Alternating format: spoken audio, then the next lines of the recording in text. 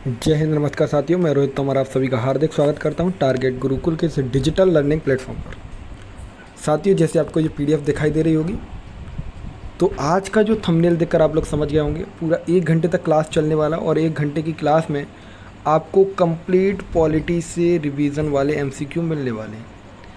लेकिन कुछ हमारे भाई जो इंग्लिश मीडियम वाले हैं वो सोच रहे होंगे कि आज तो पीडीएफ हिंदी मीडियम में है। तो बिल्कुल सही बात है, पीडीएफ हिंदी मीडियम में होने वाली है। पूरे 200 क्वेश्चन रखे गए हैं पीडीएफ के अंदर।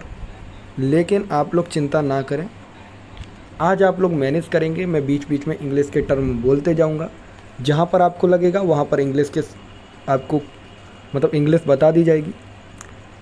और जब आप लोग ये पीडीएफ डाउनलोड करेंगे, मैं बता दूंगा कहाँ से मिलेगी आपको ये पीडीएफ। व्हाट्सअप नंबर बीच में एक दूंगा मैं आपको, तब ये आपको मैं हैंड रिटन इंग्लिश में दे दूंगा। ठीक है, तो आज के लिए कोऑपरेट कर लेना भाइयों। ठीक है, संविधान के भाग 1 में किसका वर्णन किया गया है? पहले बात करेंगे संविधान से, यानी कि इंडियन कॉन्स्टिट्यूशन की बात करें। इंडियन कॉन्स्टिट्यूशन 2 साल 11 महीने 18 दिन लगे बनने में। बनना प्रारंभ होता है 9 दिसंबर 1946 को। ठीक है, ये 2 डेट याद कर लो, बता दिए आपको, बहुत महत्वपूर्ण है। तो अगर भाग 1 की बात करें तो देखो टोटल कितने भाग हैं इंडियन कॉन्स्टिट्यूशन में, वो आप लोग मुझे कमेंट बॉक्स के माध्यम से बताएंगे। ठीक है, तो पहली भाग में हम बात करेंगे संघ और उसके राज्य के क्षेत्रों का वर्णन, यानी कि उसमें हम बात करते हैं यूनियन टेरिटरीज और स्टेट की डिवीज़न जो बाउंड्रीज हैं उनके बारे में बात करते हैं। लेकिन दूसरा पूछ रहे हैं नागरिकता, तीसरा है मूल अधिकार, और चौथा है आपका नीति निर्देशक तत्व। नागरिकता यानी कि हम कहेंगे, नागरिकता को इंग्लिश में क्या कहते हैं? तो नागरिकता को इंग्लिश में कहते हैं सिटीजनशिप। तो सिटीजनशिप की बात हमने किस में की है? तो 5 से 11 तक जो आर्टिकल उसमें हम बात करते हैं नागरिकता, और पार्ट 2 में। ठीक है, तो पार्ट 2, तो पार्ट 1 में हम बात किसकी कर रहे हैं? स्टेट और यूनियन टेरिटरीज़ के एरियाज़ की बात कर रहे हैं, उनकी बाउंड्रीज़ की बात कर रहे हैं। और सेकंड जो सिटीजनशिप है जो पार्ट 2 के अंदर है। और थर्ड मूल अधिकार यानी फंडामेंटल राइट। फंडामेंटल राइट आपके पार्ट 3 में है, जो 12 से 35 तक चलते हैं। ठीक है, यहाँ पे जोड़ते जाना कितने एक साथ एक क्वेश्चन कितने करा दिए आप लोगों को। ठीक है, डीपीएसपी यानी नीति निर्देशक तत्वों की बात करें तो आपके ये पार्ट 4 में है। तो पार्ट से रिलेटेड सारी चीज़ें कंप्लीट हो गई। ठीक है, अगले प्रश्न की ओर चलते हैं। अभी बताओ इंग्लिश मीडियम वालों को कोई दिक्कत है? संघ और उसका राज्य क्षेत्र का वर्णन संविधान के किस अनुच्छेद में किया गया है?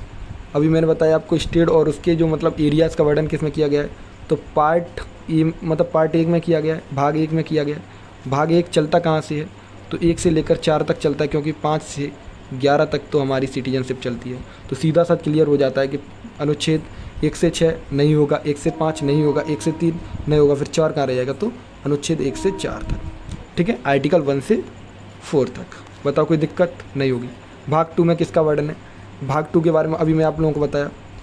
भाग 2 यानी कि पार्ट 2 में किसका वर्णन है? तो सिटीजनशिप का।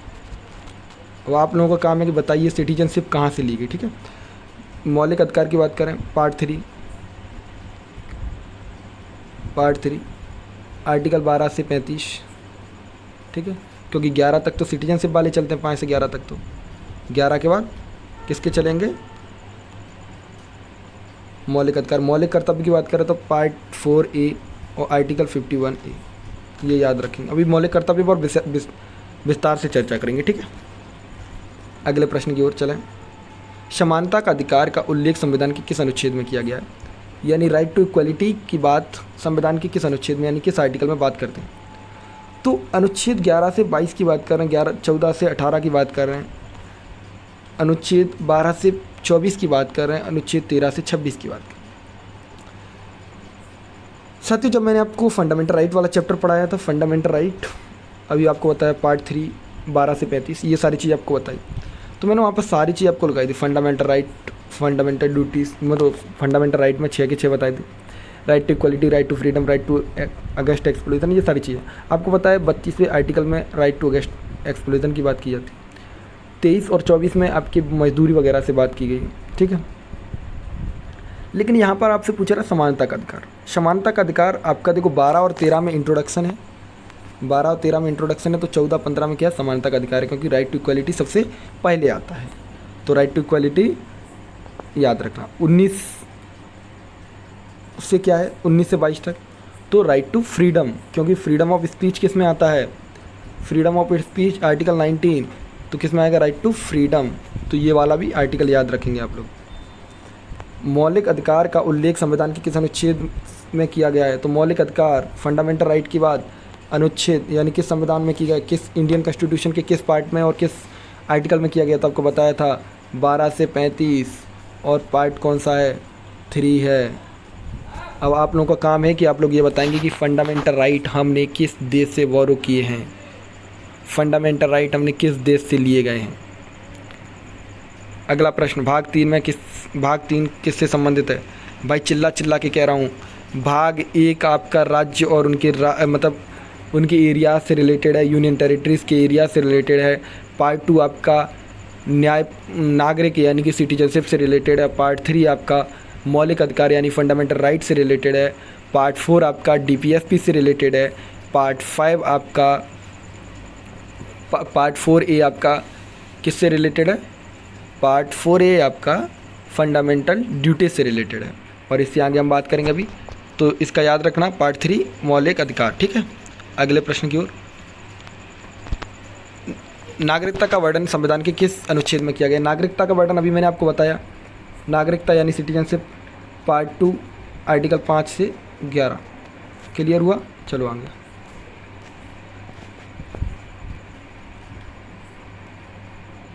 स्वतंत्रता का वर्णन संविधान के किस अनुच्छेद में किया गया है, अभी बताया right to freedom, right to freedom, right to freedom के बारे में बताया आर्टिकल 19।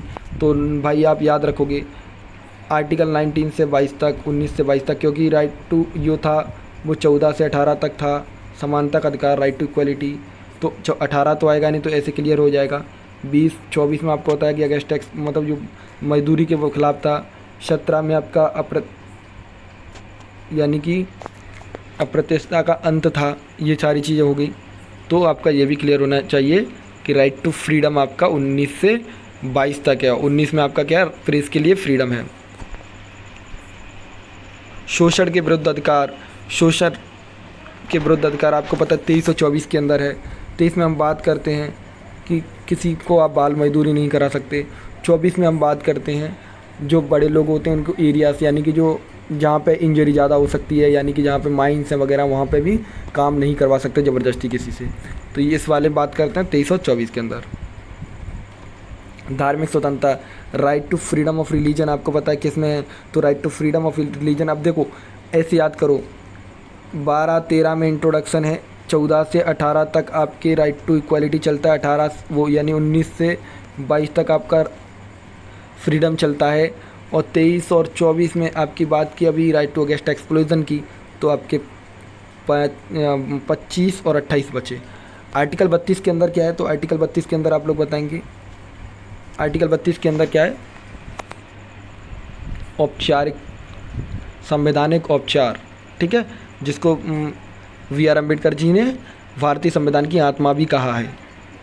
आर्टिकल 31 में क्या है, तो आर्टिकल 31 में आपका राइट टू प्रॉपर्टी था जो हटकर लीगल राइट बन गया और आर्टिकल 300A यानी 300A में पहुंच गया। चलो कोई दिक्कत नहीं, आगे बढ़ जाते हैं। संवैधानिक उपचारों के अधिकार का उल्लेख किस में किया गया है, ठीक है, तो कॉन्स्टिट्यूशनल रेमेडीज़ की बात आर्टिकल 32 में की गई है।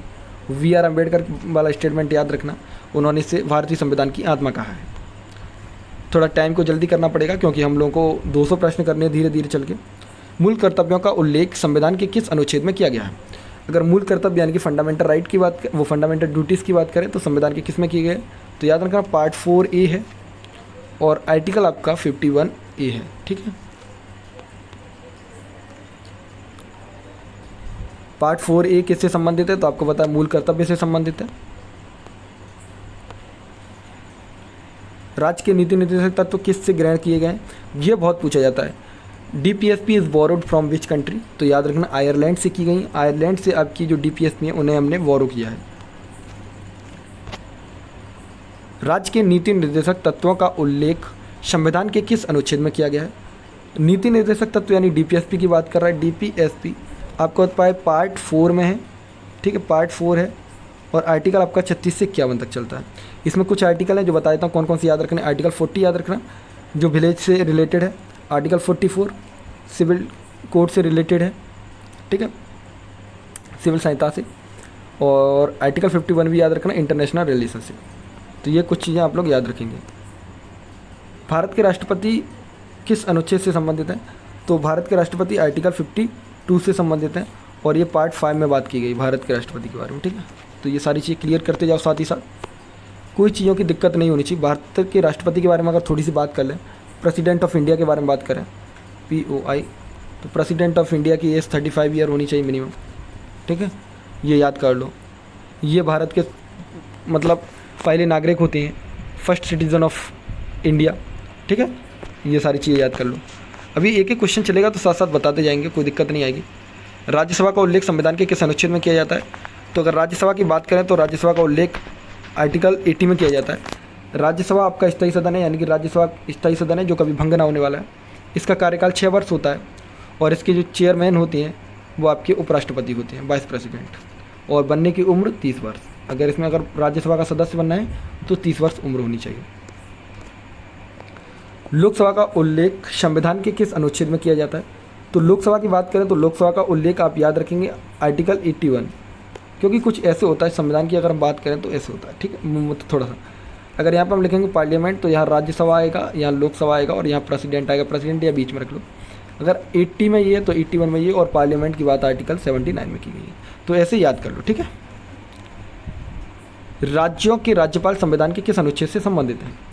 राज्यों के राज्यपाल यानी गवर्नर ऑफ स्टेट की बात की जा रही। गवर्नर ऑफ स्टेट के बारे में बात करें थोड़ा सा, तो राज्यपाल बनने के लिए यानी गवर्नर बनने के लिए उम्र 35 वर्ष होनी चाहिए, ठीक है। और राज्यपाल भी आपका नॉमिनेट किया जाता है प्रेसिडेंट के द्वारा किसी भी राज्य में, तो उनके लिए आर्टिकल होता है 153। राज्यपाल की शक्तियों की बात करेंगे अभी, जब उनकी बात करेंगे। भाग 9A किससे संबंधित है? भाग यानी पार्ट 9A किससे संबंधित है? तो नगर पालिकाओं से, क्योंकि भाग 9 में किसकी बात करते हैं? ग्राम पंचायत की बात करते हैं, ठीक है। इन दोनों का अमेंडमेंट भी अभी आपको बता दूंगा, साथ ही साथ याद रखना। तभी देखो भाग 9 यानी पार्ट 9 किससे संबंधित है? तो पंचायतों से। पंचायतों के बारे में आपको पता चल गया। बलवंत राय मेहता कमेटी के बारे में याद रखना, और अशोक मेहता कमेटी के बारे में याद रखना। बलवंत राय मेहता कमेटी 3 टायर कमेटी थी, जिसमें हम बात करते हैं विलेज पंचायत, फिर ऊपर आएगा ब्लॉक पंचायत, फिर उसके ऊपर आएगा जिला पंचायत। तो ये था 3 टायर कमेटी जो बलवंत राय मेहता कमेटी 1951 में आई थी, ठीक है। संविधान में संशोधन करने का प्रावधान किस अनुच्छेद में दिया गया है? यानी कि आपसे पूछ रहा है कि ये कौन सा आर्टिकल है जिसके अंदर हम अमेंडमेंट ऑफ कॉन्स्टिट्यूशन पढ़ते हैं। तो अमेंडमेंट ऑफ कॉन्स्टिट्यूशन आर्टिकल 368 के अंदर पढ़ते हैं हम लोग, ठीक है। थोड़ी सी बात कर लें, यहाँ पर 360 की बात की जा रही। 360 आपका फाइनेंशियल इमरजेंसी से रिलेटेड है, जो इंडिया में आज तक कभी लगी रही है। इमरजेंसी की बात करें, इमरजेंसी 3 प्रकार की होती है, आर्टिकल 52, आर्टिकल 56, आर्टिकल 360।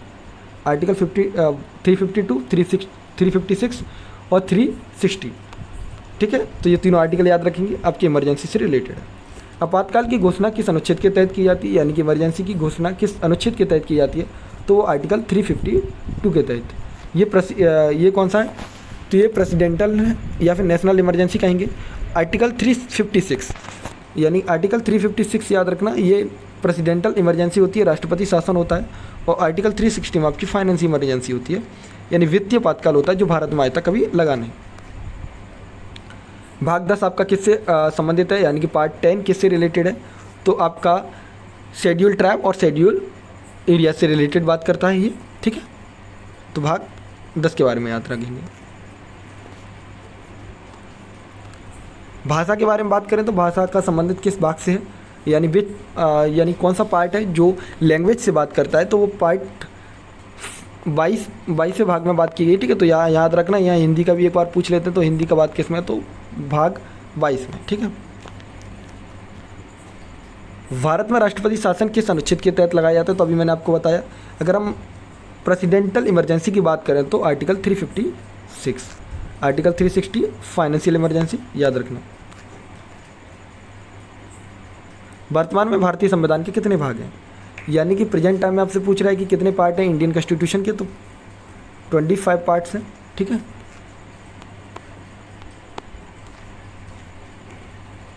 भारतीय संविधान की संघीय व्यवस्था किस देश से संबंधित है? तो आपसे पूछ रहा है संघीय व्यवस्था किस देश से संबंधित? तो कनाडा से, क्योंकि जो चीज़ हमने बोरो की है उन चीज़ों को आपको याद रखना होगा।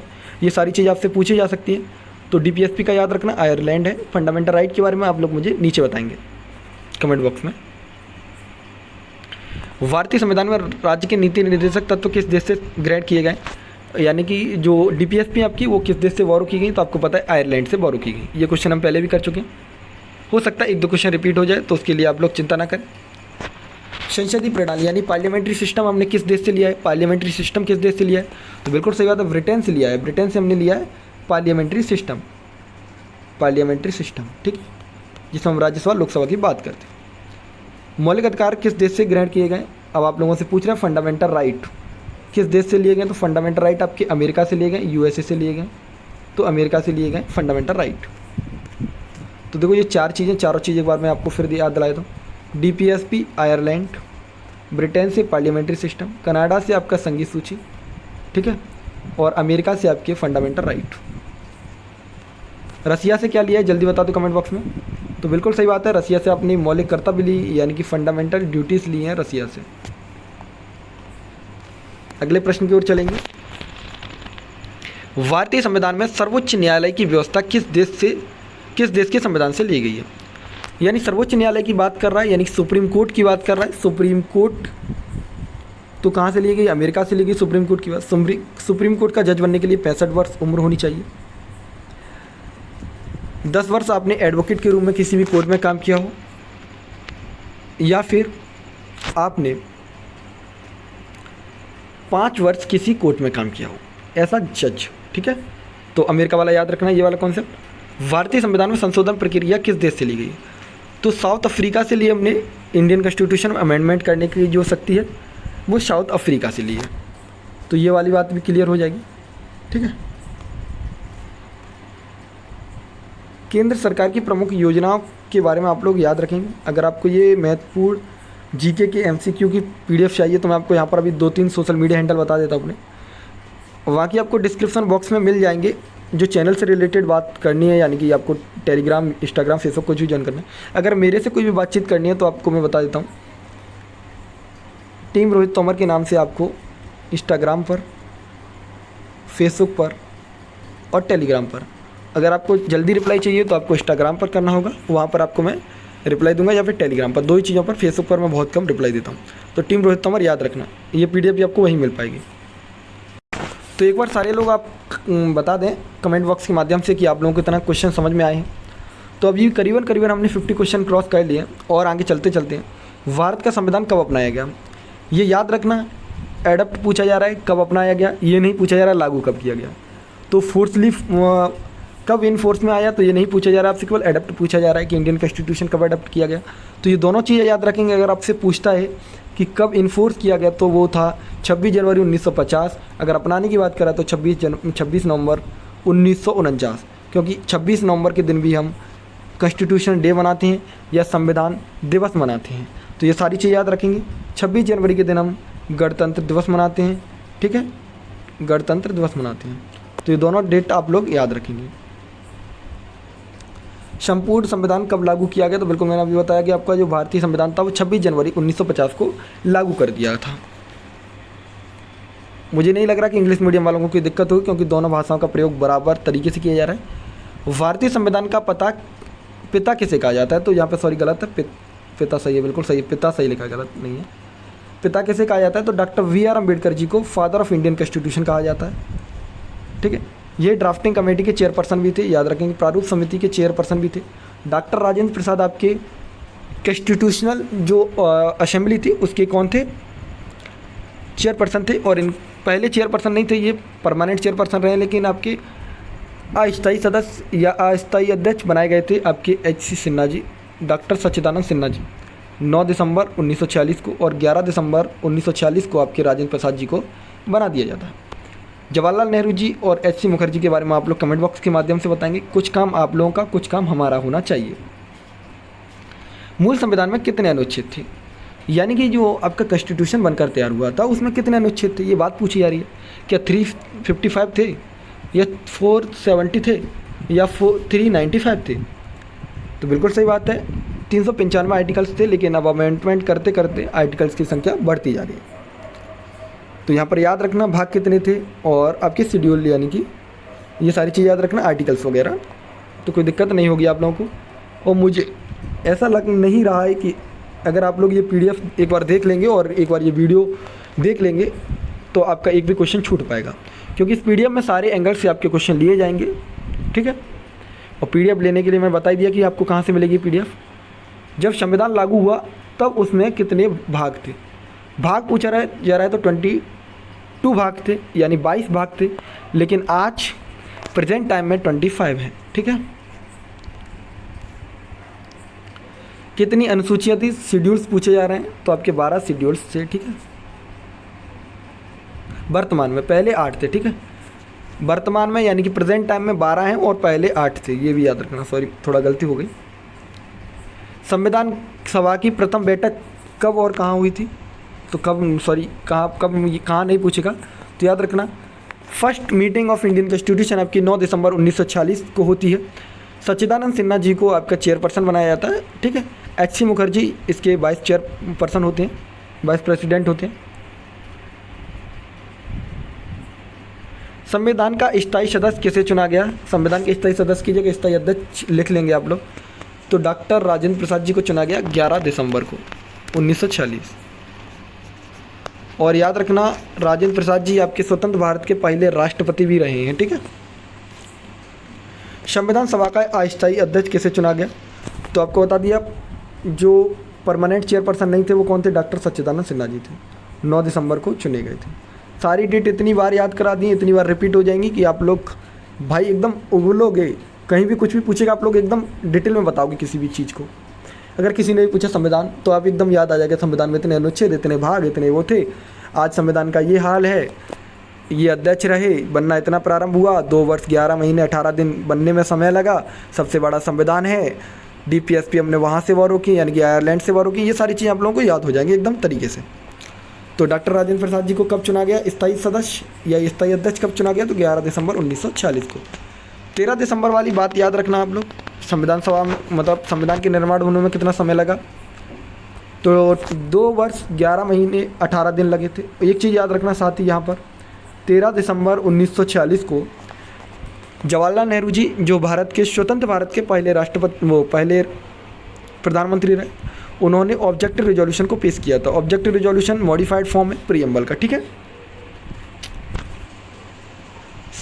पंडित जवाहरलाल नेहरू जी के द्वारा उद्देश्य प्रस्तुत करके संविधान का निर्माण, तो अभी मैंने आप बताया कि उद्देश्य का यानी कि प्रीएम्बल के बारे में उन्होंने 13 दिसंबर 1946 को बात की थी, ठीक है।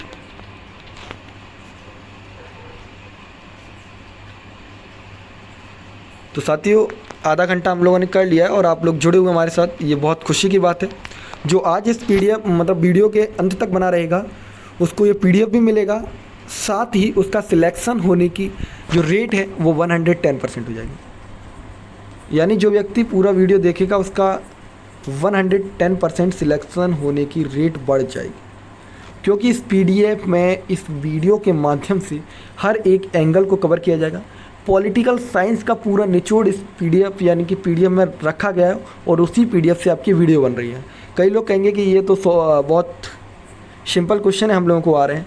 भाई पढ़ लियो इसलिए आ रहे हैं, जब क्वेश्चन को घुमा दिया जाएगा तो नहीं आएंगे। अभी सारे क्वेश्चन वो भी आएंगे जिसमें स्टेटमेंट टाइप के क्वेश्चन भी होंगे। तो संविधान सभा का गठन किस मिशन की योजना के आधार पर हुआ है, तो आपको पता होना चाहिए कैबिनेट मिशन। 3 लोग आते हैं, अलेक्जेंडर, और 2 लोगों के नाम आप लोग मुझे बताएंगे कौन कौन थे, ठीक है। तो कब आए थे, 9 दिसंबर 1946 को हमारी पहली संविधान सभा बनती है। विभिन्न रियासतों से लोग आते हैं, इसमें कांग्रेस का डोमिनेंट माना जाता है कि कांग्रेस के लोग कुछ ज़्यादा ही थे। संविधान सभा ने राष्ट्रीय ध्वज को कब अपनाया, बहुत महत्वपूर्ण है। राष्ट्रीय ध्वज यानी कि इंडियन कॉन्स्टिट्यूशन ने इंडियन जो फ्लैग था उसको कब अपनाया, तो 22 जुलाई 1947 को अपनाया था। 22 जुलाई 1947 को अपनाया था, ठीक है। 22 जुलाई 1947 को अपनाने का जो कारण था वो आप लोगों को पता है। इससे पहले भी तिरंगा फहराया गया था, आप लोगों को याद होगा कि अगस्त 1906 में कलकत्ता में फहराया। उसके बाद जो आपकी पिंगली वेंकैया ने इसकी जो राष्ट्रीय ध्वज है उसकी डिज़ाइन तैयार की है और इसका रेशियो 3:2 है, यानी 3:2 को अब है जब लेंथ और ब्रीथ पूछा जाए। अगर आपको ब्रीथ और लेंथ पूछता है तो 2:3 है। ये दोनों चीज़ें आप लोग तरीके से याद रखेंगे, ठीक है। संविधान सभा ने राष्ट्रीय गान को कब अपनाया? तो राष्ट्रीय गान की बात करें, ठीक है, तो राष्ट्रीय गान 24 जनवरी 1950। अब आप लोग मुझे बताएंगे कि राष्ट्रीय गान को लिखा किसने है, ठीक है। राष्ट्रीय गीत, राष्ट्रीय गान और राष्ट्रीय गीत। राष्ट्रीय गान आपका जनगण मन होता है, ठीक है, जिसको रविन्द्रनाथ टैगोर जी ने लिखा है, और राष्ट्रीय गीत आपका वंदे मातरम होता है, जिसको आनंद वंश से लिया गया है, बंकिम चंद्र चटर्जी ने लिखा है। तो ये दोनों चीज़ याद रखेंगे। मैं सारी चीज़ आपको इसलिए बता देता हूँ कि देखो, जिस को कमेंट बॉक्स के माध्यम से बताना वो मुझे बताएगा, और जिसको नहीं बताना है वो नहीं बताएगा, उसका हम क्या ही कर सकते हैं। 3-4 लोग हैं, उनको मैं देख रहा हूँ, काफ़ी अच्छा कमेंट करते हैं। हो सकता है कि आज वो पूरा वीडियो नहीं देखें, लेकिन मेरा यही कहना है कि आप लोग अगर वीडियो को स्टार्ट किए तो अंत तक ज़रूर देखें, क्योंकि आज आपका पूरा रिवीजन हो जाएगा पॉलिटी का। साथ ही हिस्ट्री का सर करा ही रहे हैं, ज्योग्राफी का हो ही रहा है। अगर आपको किसी अन्य सब्जेक्ट में दिक्कत हो, हिंदी वगैरह में, तो मुझे ज़रूर बताएं, मैं भी उसका कोशिश करूँगा क्लास लगाने का। और लाइव क्लास आपकी 20 तारीख के बाद स्टार्ट होंगी, तो ज़्यादा से ज़्यादा वीडियो शेयर करना है आप लोगों को ये वाला। डॉक्टर राजेंद्र प्रसाद को भारत का प्रथम राष्ट्रपति कब चुना गया? तो 24 जनवरी 1950 को अंतरिम सरकार बनती, उसमें doctor Rajendra Prasad first president of India चुने जाते हैं। सबसे लंबा लिखित संविधान कौन से देश का है? तो आपको पता है भारत का ही है, जिसको बनने में भी कम से कम 3 साल लग गए थे, मतलब 3 साल ही लग गए थे, केवल 12 दिन ही तो कम थे। तो भारत, इसका याद रखना। आपातकाल के दौरान संविधान संशोधन द्वारा प्रस्ताव में समाजवादी धर्मनिरपेक्ष अखंडता शब्द जोड़े गए। सुनिए, आपातकाल के दौरान, बिल्कुल आपातकाल चल रहा था, 1975 की बात है। 1975 में इंदिरा गांधी जी की सरकार होती है, भारत में इमरजेंसी लगी हुई है। तो उसी टाइम पर जो आपकी प्रीएम्बल है उसमें अमेंडमेंट किया जाता है, 42nd अमेंडमेंट 1976, और उसमें 3 शब्दों को जोड़ा जाता है, समाजवाद यानी सोशलिस्ट, धर्मनिरपेक्ष यानी integrity, secular and integrity. Socialist, secular and integrity यानी 3 शब्दों को जोड़ा जाता है। और इसी के साथ आपकी जो फंडामेंटल ड्यूटीज़ हैं उनको भी संविधान में जोड़ा जाता है। इससे पहले फंडामेंटल ड्यूटीज संविधान के अंदर नहीं थी, आप लोगों को इतना तो क्लियर हो गई, ठीक है। संविधान में जो फंडामेंटल ड्यूटीज आपकी हैं वो हमने रसिया से ली गई हैं। आपको पता है फंडामेंटल ड्यूटीज हमने रसिया से ली हैं। आर्टिकल 51A के अंदर बात करते हैं, और उनका पार्ट है 4A। तो याद रखना, ये 3 शब्द जोड़े गए आपके 42वें संविधान संशोधन 1976 के द्वारा जोड़े गए प्रीएम्बल में। 42वें संविधान संशोधन किस नाम से जाना जाता है? तो मिनी कॉन्स्टिट्यूशन ऑफ इंडिया के नाम से जाना जाता है, 42nd अमेंडमेंट एक्ट 1976 को। संविधान सभा के उपाध्यक्ष के रूप में किसे चुना गया? संविधान सभा के उपाध्यक्ष के रूप में किसको चुना गया? तो HC मुखर्जी थे संविधान सभा के उपाध्यक्ष के रूप में, यानी वाइस प्रेसिडेंट थे इंडियन कॉन्स्टिट्यूएंट असेंबली के। और आपके जो प्रेसिडेंट थे वो डॉक्टर राजेंद्र प्रसाद थे, ठीक है। Doctor BR Ambedkar ji chairperson थे ड्राफ्टिंग कमेटी के, और डॉक्टर यानी कि पंडित जवाहरलाल नेहरू जी जो भारत के प्रथम प्रधानमंत्री रहे। इन्होंने ही जो आपकी प्रीएम्बल है उसको इंट्रोड्यूस कराया 13 दिसंबर 1946 को।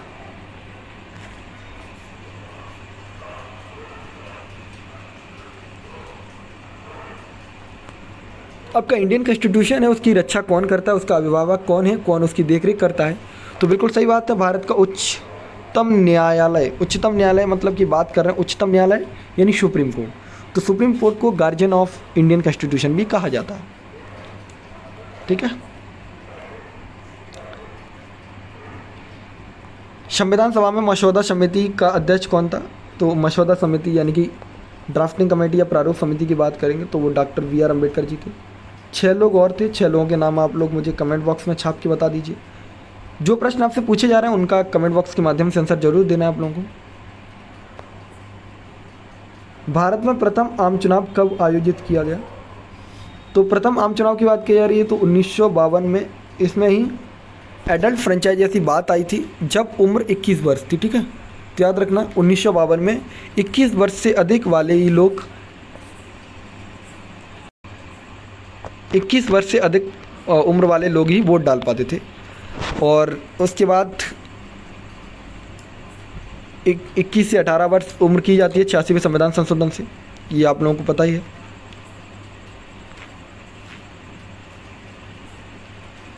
यस, भारतीय संविधान मसौदा किस दिन पूरा हुआ?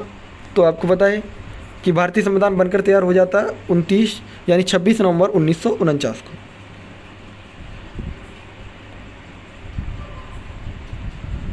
तो कॉन्स्टिट्यूशनल एडवाइज़र कौन थे?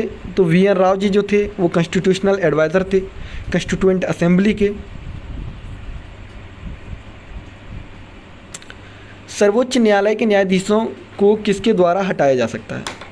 तो देखो, सर्वोच्च न्यायालय के न्यायाधीशों को अगर आपको उठाना है तो उसका प्रोसेस बहुत लंबा है। उनके अपॉइंटमेंट का प्रोसेस, उनको उठाने का प्रोसेस, यानी भारत में जो किसी भी संवैधानिक पद पर बैठे लोगों को उठाना इतना आसान नहीं है कि भाई हमने एक पास किया और बोल दिया कि जाओ हट जाओ, आपकी जगह पर कोई और बैठेगा। तो बहुत हार्ड प्रोसेस है। इम्पीचमेंट लाना पड़ेगा, दोनों हाउस से बिल को पास कराना होगा, तब जाके ये क्लियर होता है कि इस व्यक्ति को हटाना है, तो संसद द्वारा। ठीक है,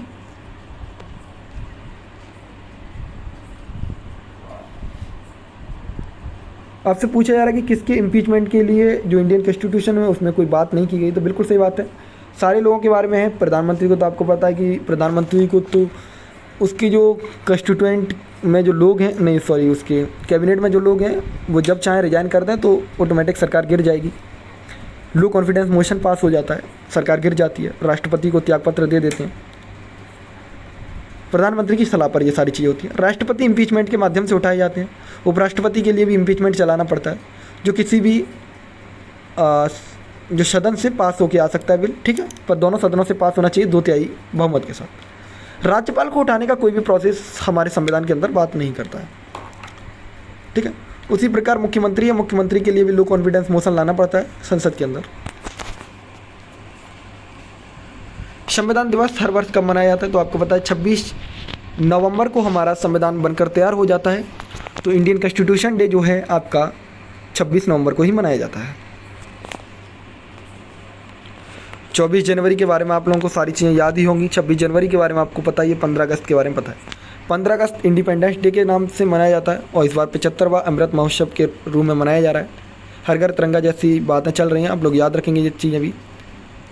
26 जनवरी को हम गणतंत्र दिवस के रूप में मनाते हैं और 26 जनवरी 1950 को हमारा संविधान अपनाया गया था और लागू भी किया गया था। ठीक है, राज्यसभा किस अनुच्छेद से संबंधित है? तो आर्टिकल 80 से संबंधित है राज्यसभा। राज्यसभा कौन सा सदन है? तो आपको पता है उच्च सदन है, कभी भंग ना होने वाला सदन है। राज्यसभा का जो चेयरपर्सन होता है वो उपराष्ट्रपति होता है, ये बात आपको थोड़ी देर पहले बताई। और उम्र 30 वर्ष होनी चाहिए। अगर कोई व्यक्ति, राज्यसभा में 250 सीटें हैं, जिसमें कुछ इस प्रकार डिस्ट्रीब्यूशन है कि 12 लोग एक तरफ से और 338 लोग यानी 238 लोग एक तरफ से। 12 लोगों को नॉमिनेट किया जाता है वो राष्ट्रपति के द्वारा यानी प्रेसिडेंट के द्वारा। राज्यसभा में 12 लोग किस फील्ड से होते हैं? तो वो आर्ट से हो सकते हैं, लिटरेचर से हो सकते हैं, सोशल से हो सकते हैं और साइंस से हो सकते हैं। तो ये सारी चीज़ याद रखेंगे। कौन सा सभा का विघटन कभी नहीं हो सकता? तो आपको पता है कि जो कौन सा सदन है जो डिसॉल्व नहीं हो सकता? विच हाउस इज़ नॉट डिसॉल्व? तो आप सभी को पता है कि बिल्कुल सही बात है, राज्यसभा कभी भी विघटन नहीं हो सकता राज्यसभा का। ठीक है,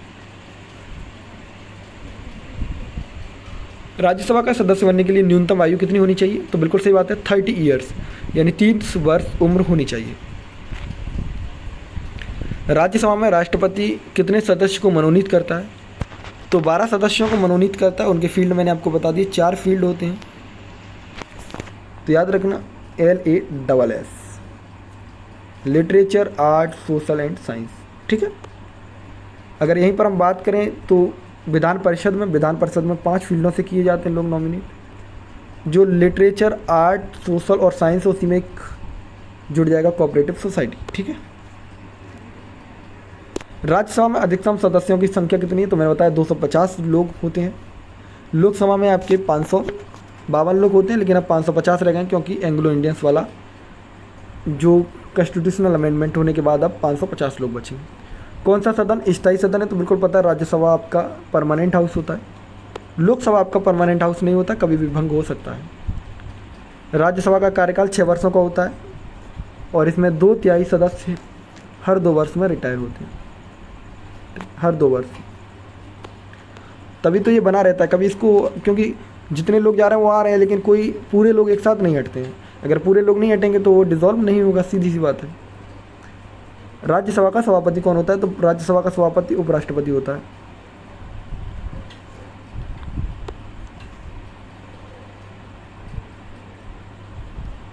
राज्यसभा के पहले उपसभापति कौन थे, यानी उपाध्यक्ष कौन थे? तो एस बी कृष्णमूर्ति जो थे वो थे, ठीक है। लोकसभा के बारे में पूछे कौन अध्यक्ष थे, यानी स्पीकर कौन थे? तो लोकसभा के स्पीकर के बारे में आप लोग याद रखेंगे, तो वो थे कौन थे? जीवी मावलकर, बिल्कुल सही बात है। वर्तमान में राज्यसभा के सभापति कौन है? तो ये चेंज कर लेना, क्योंकि अब उपराष्ट्रपति चेंज हो गए, ये पुराना है, उपराष्ट्रपति चेंज हो गए और राष्ट्रपति भी चेंज हो गए। द्रौपदी मुर्मू जी आपकी राष्ट्रपति बनी है। उपराष्ट्रपति के बारे में आप लोग मुझे बताएंगे, वो अभी कलकत्ता के गवर्नर हुआ करते थे, ठीक है। राज्यसभा अध्यक्ष के रूप में 2 बार किसने कार्य किया है? तो बिल्कुल डॉक्टर सर्वपल्ली राधाकृष्णन। राज्यसभा के अध्यक्ष कब बन पाएंगे? जब उपराष्ट्रपति रहे होंगे। तो डॉक्टर सर्वपल्ली राधाकृष्णन की याद में आपको पता है टीचर्स डे के रूप में मनाया जाता है।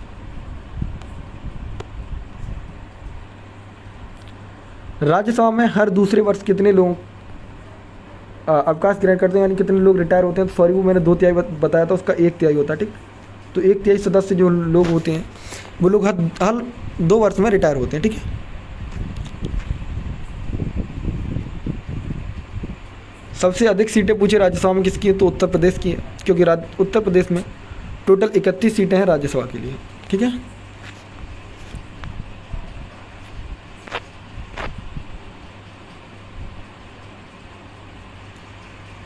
तो ऐसा होता है कि अगर जो आपका जो बिल है, मनी बिल है, अगर वो हमने राज्यसभा के अंदर भेजा, राज्यसभा के लोगों ने उस पर 14 दिन तक कोई रेस्पॉन्स नहीं दिया, तो वो ऑटोमेटिक बिल पास माना जाएगा। ये मैंने मनी बिल के बारे में आपको सारी चीज़ बताई, क्योंकि मनी बिल में ज़्यादा शक्ति किसके पास है? लोकसभा के पास है। राज्यसभा उसमें फॉर्मेलिटी करता है केवल, बिल्कुल। लेकिन कॉन्स्टिट्यूशनल बिल के लिए हम लोगों को दोनों सदनों से पास होना चाहिए, वो भी 2/3, यानी कि एक मेजॉरिटी, एब्सोल्यूट मेजॉरिटी के साथ में, ठीक है। संसद के अंग कौन कौन से आपको सभी पता है? राज्यसभा, लोकसभा और राष्ट्रपति, ये तीनों ही अंग होते हैं संसद के, यानी पार्लियामेंट के अंग होते हैं, ठीक। लोकसभा कौन सा सदन है आपसे पूछ रहा है? तो लोकसभा बिल्कुल सही बात है, आपका निम्न सदन है, और राज्यसभा आपका उच्च सदन है। लोकसभा का कार्यकाल 5 वर्षों के लिए होता है, अस्थायी सदन भी है। लोकसभा सदस्य बनने की न्यूनतम आयु 25 वर्ष होनी चाहिए। अभी कोई लोग पूछेंगे कि प्रधानमंत्री बनने के लिए उम्र 25 होनी चाहिए या 30, तो बिल्कुल सही बात है, दोनों हो सकती है, क्योंकि कभी प्रधानमंत्री राज्यसभा से हो सकता है, कभी लोकसभा से हो सकता है। जो डॉक्टर मनमोहन सिंह जी थे वो आपके लोकसभा, वो राज्यसभा से थे, ठीक है, लेकिन मोदी जी लोकसभा से हैं।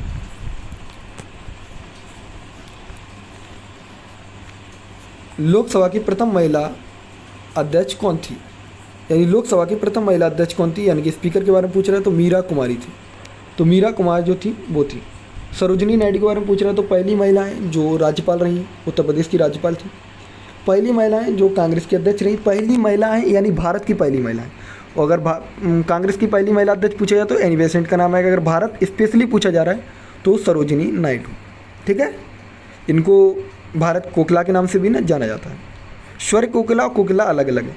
इंदिरा गांधी भारत की पहली प्रधानमंत्री रही, प्रथम भारतीय महिला प्रधानमंत्री रही, ठीक है।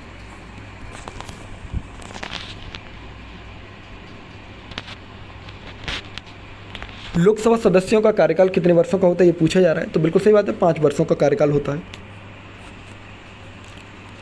वर्तमान में लोकसभा सदस्यों की संख्या कितनी है? तो 545 पर चुनाव होता है, लेकिन 552 हाईएस्ट होती है। 552 में आपको पता है 2 एंग्लो इंडियंस वाला हुआ करता था, लेकिन वो संविधान संशोधन के द्वारा वो हटा दिया गया, तो 2 एंग्लो इंडियंस अब नहीं चुने जाएंगे।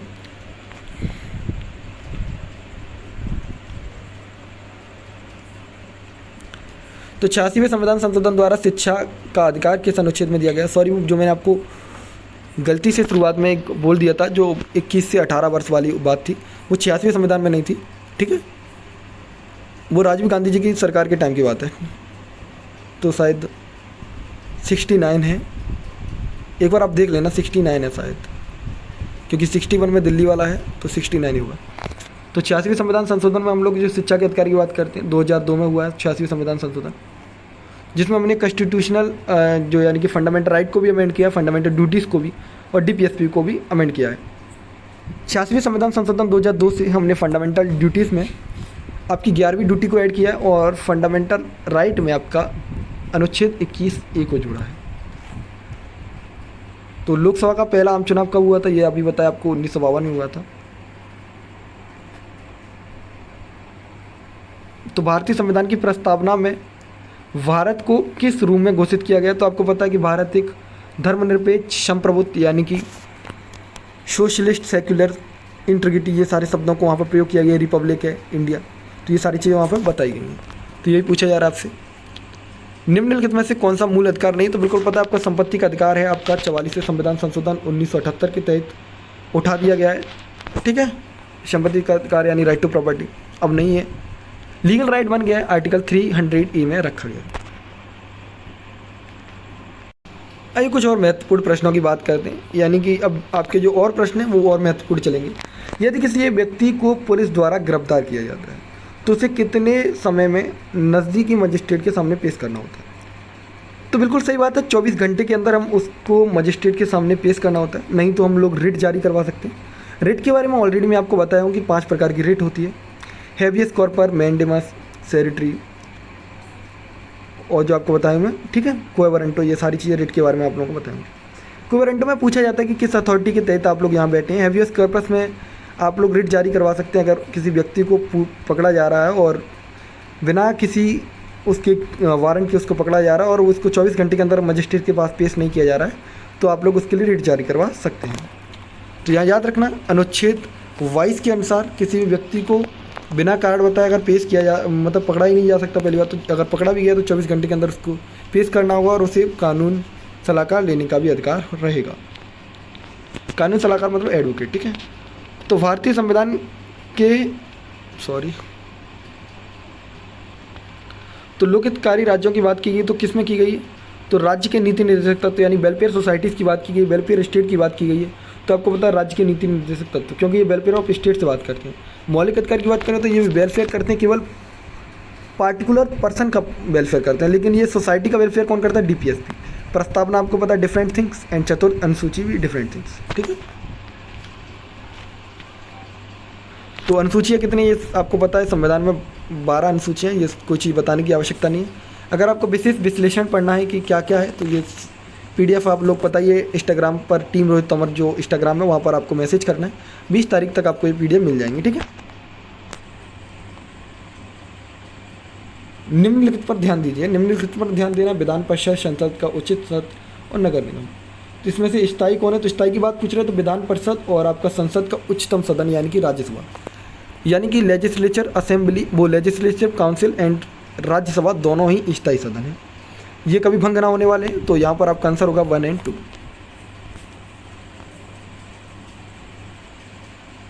कस्बा योजना निम्नलिखित संविधान के किस भाग में आती है? कस्बा योजना की बात करें यानी कि आपकी म्युनिसिपल कॉर्पोरेशन की बात कर रहा है तो भाग 11A में आती है, तो भाग 11A।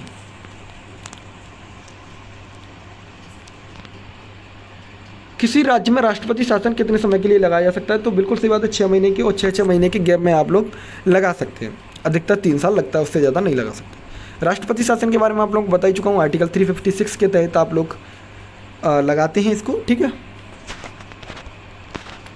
ये कुछ विश्लेषण है जो आप लोग याद करेंगे, अगर आपको पढ़ना है तो पढ़ सकते हैं, नहीं तो कोई आवश्यकता नहीं है। वही आर्टिकल 356 और इसमें राज्यपाल के पास पावर होती है कि वो राज्य को देखेगा, राज्य में होने वाली हर एक हरकत को राष्ट्रपति को बताता है कि ये चीज़ चल रही है, ठीक है।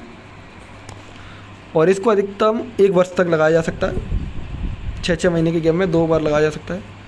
निम्नलिखित पर ध्यान दीजिए, समाजवाद, लोकतंत्र, संप्रभुत्व यानी कि धर्मनिरपेक्ष, सेक्युलर, सोशलिस्ट, सोवरेनिटी एंड लोकतांत्रिक की बात की जा रही है। तो ये संविधान की प्रस्तावना में बिल्कुल सही बात है, ये चारों ही शब्द हैं जो संविधान की प्रस्तावना में है। जब आपने प्रस्तावना याद की होगी तो कुछ इस प्रकार प्रस्तावना है कि हम भारत के लोग भारत को स्वतंत्र, पूर्ण, संपन्न, प्रभुत्व, गणराज्य बनाने की बात करते हैं। ये सारी चीज़ें हैं, वो पूछा जाएगा कि आपको 22 नंबर ये सारी चीज़ें। राज्यसभा के सदस्यों का कार्यकाल कितना होता है? तो बिल्कुल सही बात है, राज्यसभा के सदस्यों का कार्यकाल 6 वर्ष तक होता है। हर 2 वर्ष में 1/3 सदस्य जो होते हैं वो रिटायर हो जाते हैं, आप लोगों को बता दिया ये सारी चीज़ें।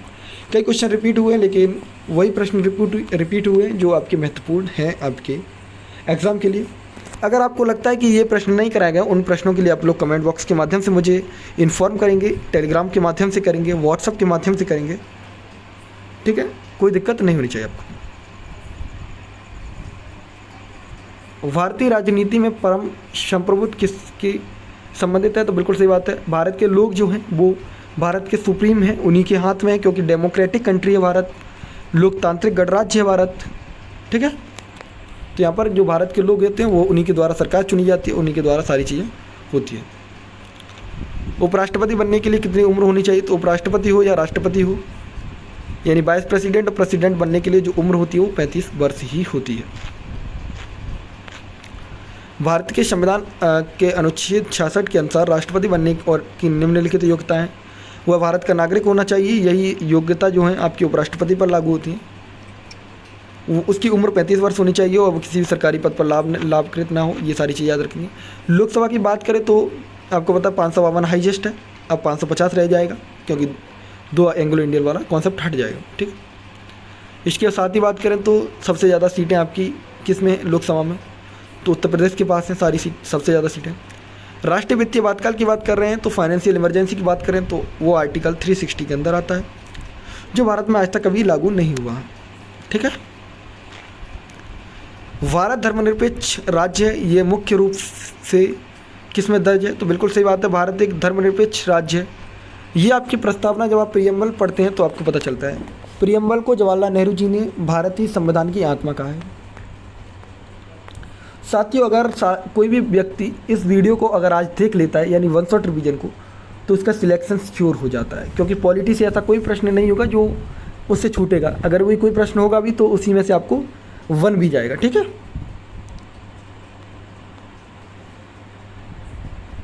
कस्बा योजना संविधान के किस संशोधन के तहत आई? तो कस्बा योजना आपको पता 74वें यानी 73वें में अगर बात करें तो 73वें में ग्राम पंचायत से बात करते हैं। 74वें में हम संविधान संशोधन में यानी 74वां संविधान संशोधन 1952 में 92 यानी 92, उसमें हम बात करते हैं म्यूनसिपल कॉरपोरेशन के बारे में। 1991 में हम बात करते हैं ग्राम पंचायत से। तो ये सारी चीज़ आप लोगों को याद होती जा रही होंगी, समझ में आती जा रही हैं। अगर आप लोग ये PDF डाउनलोड करना चाहते हैं तो टारगेट गुरुकुल का आप टेलीग्राम चैनल ज्वाइन कर सकते हैं, साथ ही आप इसका जो ऐप है वो इंस्टॉल कर सकते हैं, वहाँ से भी ये PDF डाउनलोड कर पाएंगे। भारतीय सरकार द्वारा करों या अन्य प्राप्तियों से प्राप्त राजस्व किस में रखा जाता है? तो बिल्कुल सही बात है, भारतीय की जो संचित निधि है वहाँ पे जो कर इकट्ठा किया जाता है उसको रखा जाता है। अनुच्छेद 266 में उसका वर्णन है, ठीक है। नागरिकता प्राप्त करने की 5 शर्तें होती हैं, आपको पता है। ब्रांड जैसी चीज़ें याद रखना है आपको। ब्रांड यानी बाई बर्थ वहाँ पर रहकर, या आपके फादर वगैरह वहाँ के हैं, तो ये सारी चीज़ें होती हैं। तो यानी निवास, वंश या पंजीकरण के माध्यम से आप लोग ले सकते हैं, ठीक है। ये कुछ बातें लिखी गई हैं जो आपको देखना होगा। अनुच्छेद 11 और 10 के भी तहत नागरिकता लेने की बात करते हैं। नागरिकता आपको पार्ट 2 के अंदर बताई गई है, 5 से 11 तक आर्टिकल चलता है उसका। 10 और 11 में नागरिकता लेने के लिए बात की गई, संसद के नियम अधिनियम के बारे में बात की गई। तो ये सारी चीज़ें आप लोग याद रखेंगे। पंचायती राज जैसी बात करें तो आपको पता है कि 1977 में अशोक मेहता कमेटी आती है जो 2 टायर कमेटी की बात करती है। जनता पार्टी की सरकार आती है दिसंबर में, अशोक मेहता की अध्यक्षता में एक कमेटी बनती है जिसको अशोक मेहता कमेटी के रूप में जाना जाता है। 13 सदस्य होते हैं और वो 130 सिफारिशों में अपनी रिपोर्ट पेश करते हैं। बलवंत राय मेहता कमेटी के बारे में आप लोगों ने अच्छी तरीके से पढ़ ही लिया है, समझ ही लिया है, कोई दिक्कत नहीं होनी चाहिए, ठीक है। 1952 में आती है। और याद रखना, ग्राम पंचायत को पहले अपनाने वाली जो स्टेट है वो राजस्थान है और उसका एक जिला है नागौर, ठीक है। डॉक्टर राजेंद्र प्रसाद के बारे में बात करें, संविधान सभा के सीमित सदस्य नहीं थे, तो बिल्कुल सही बात है। ऑर्डर ऑफ बिजनेस समिति के ये सदस्य नहीं थे, बाकी सारी चीज़ों के थे। समस्त राष्ट्रीय ध्वज कार्यवाहक समिति के भी थे। संचालन समिति का तो आपको पता ही है, वही संचालन कर रहे थे, वही थे। प्रक्रिया नियमों के उसमें भी यही थे, लेकिन ऑर्डर ऑफ बिजनेस समिति के नहीं थे। भारतीय संविधान का कौन सा संशोधन शिक्षा के अधिकार विधेयक है? तो 86वां संविधान संशोधन शिक्षा से है। शिक्षा से यहाँ पर शिक्षा का लेना, शिक्षा के अधिकार से 2002 में होता है और इससे fundamental right, fundamental duties and DPSP amend की गई थी। ये सारी चीज़ आपको क्लियर होनी जानी चाहिए। भारत का संविधान कब पूरा हुआ? तो आपको पता ही है 26 नवंबर 1949 को पूरा हो जाता है, लेकिन इसको 26 जनवरी 1950 को लागू किया जाता है। तो साथियों, इसी तहत हम लोगों ने करीबन 200 से भी ज़्यादा प्रश्न कर लिए, क्योंकि हर एक प्रश्न को विस्तार से चर्चित की गई है। फिर भी आप लोगों को कोई भी समस्या है तो इंस्टाग्राम, टेलीग्राम, फेसबुक, हर जगह आप लोग जुड़ सकते हैं, बात कर सकते हैं। और जो कमेंट बॉक्स है आपकी हर एक कमेंट का उत्तर हम लोगों के माध्यम से दिया जाता है, तो कोई भी दिक्कत है आप लोग कमेंट करेंगे। ये वीडियो 1 घंटे का हो चुका है, 10 मिनट कम है, इसलिए ये वीडियो बंद किया जा रहा है क्योंकि जो ओवर हीटेड डिवाइस हो गया। 20 तारीख को आने वाले लाइव में आप लोग ज़्यादा से ज़्यादा जुड़ेंगे और फिर एक बार पॉलिटी का रिवीजन किया जाएगा, हिस्ट्री का रिवीजन किया जाएगा, ज्योग्राफी का रिवीजन किया जाएगा, हिंदी का रिवीजन किया जाएगा, इसलिए आपको कोई दिक्कत नहीं होगी। तो धन्यवाद साथियों हमारे साथ 1 घंटे तक जुड़ने के लिए, और आपका सिलेक्शन श्योर हो गया है अगर आप लोग यहाँ तक वीडियो देख लिए तो। और मुझे फॉलो करना ना भूलें, टीम रोहित तोमर इंस्टाग्राम पर। धन्यवाद, नमस्कार, राधे राधे।